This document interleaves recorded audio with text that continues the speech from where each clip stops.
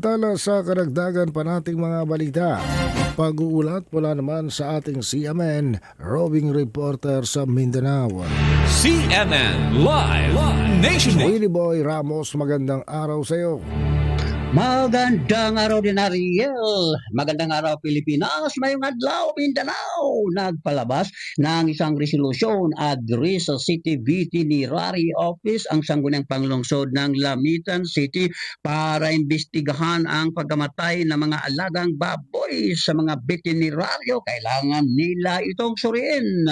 Ayon pa kay City Councilor Erwin Samboy Cervantes na siyang committee chairman ng Committee on Agriculture, malaki ang epekto nito sa mga livestock industry sa Lamitan ang pig dyeing kung hindi ito mabibigyan ng kaukulang lunas dahil sa tuloy-tuloy na nga ang pagkalat nito. Kailangan ang agarang aksyon ng mga veterinaryo, dagdag pa ni Cervantes, upang maprotektahan ang mga hog raisers sa Lamitan City, Basilan na mayroong 45 mga barangays. Kailangan itong alamin ng mga veterinaryo ayon pa kay Cervantes upang malaman ang sanhi ng pig dyeing at mabigyan agad ng kaukulang lunas.